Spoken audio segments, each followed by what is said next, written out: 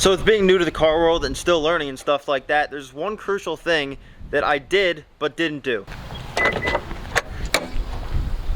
As you guys know, I have the K&N intake. But little did I know, when installing these, you also need to spray stuff on them. And that stuff is filter oil. And the reason people that use filter oil is because it filters out all the stuff coming in through your intake so it doesn't get into your engine.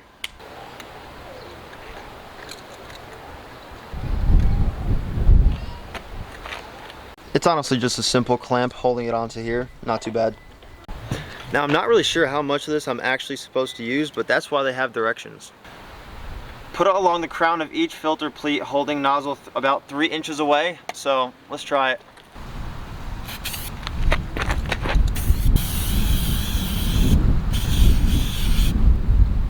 So after we have to let this sit for like 5 to 10 minutes, it said.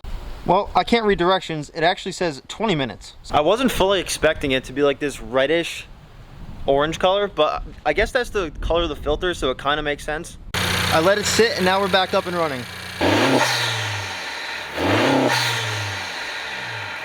So I put a poll out on my Instagram basically asking what the next step in the car process should be, and a staggering amount of you guys said exhaust. Here's the split right here.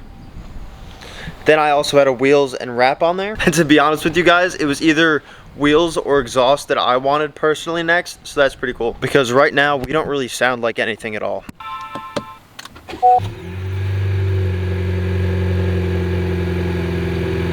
So they make a muffler cutout kit for my car, which is also pretty cool and convenient for me, so I don't have to take it to a shop and I can do it by myself.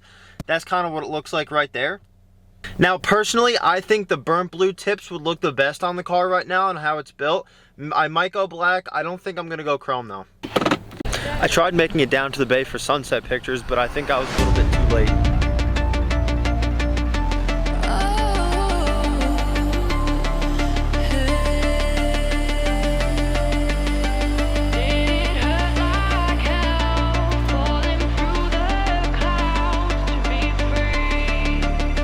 But that's okay. So since we're working with stuff under the engine bay right now, I figured it would be a perfect time to install the package that we just got in the mail. And yes, I may have already opened it, but enjoy this partial unboxing. So we just got a brand new valve cover.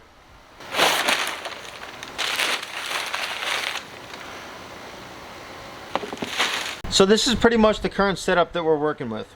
So it looks like there's only 3 screws that I actually have to take out of the car to mount this thing. So this is pretty much it mounted up. The 3 screws are right here, here, here, and here. Okay, so to put this on, number 1, number 2, and then all the way over here at number 3, they all had to come off. So they're out now. Let's put it on and see what it looks like. I still have to put the screws in, but honestly, I think it looks pretty good. With the intake too, they were also nice and gave us an Allen key, so that's pretty cool. So luckily, they gave us nice new bolts because these are the ones that I took out of the car, and those don't look the best. I also marked them with Sharpie so I knew which ones to take out. These are nice, black, and they fit with it. I don't know why they gave us 4, probably because if we miss one, but...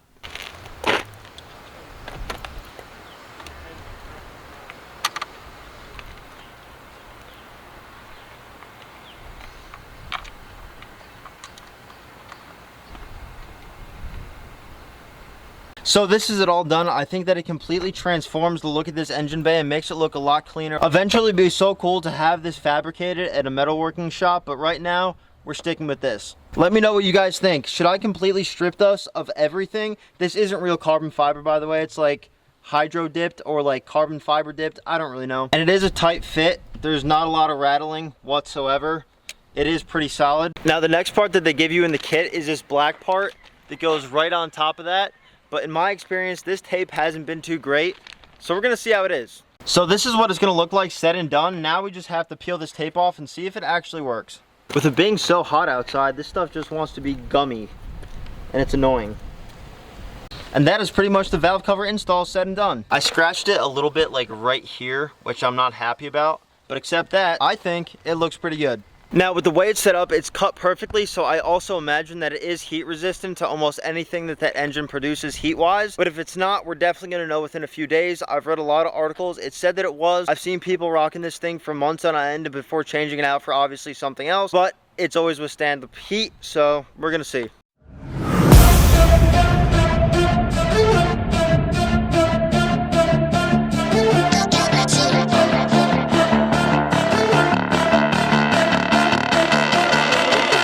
So yesterday, Nick and I tried going to a car meet, but it ended up not being really a car meet. There was like 2 cars there. So I did get some cool rollers of Nick in his 300ZX that, well, you guys are gonna see it in a second, but I'll do like an in-depth review of it in a little bit. I haven't reviewed the footage since last night, so these rollers might be garbage or they might be good, but enjoy. So as you guys know, we have the Honda, but Nick also brought his 1986 300ZX. So now the cars are all clean. This one's looking really shiny. I think Nick, I don't know where he went, he waxed it a few weeks ago, so that's why it's so shiny. With mine, I still have to do that, but it's all clean now.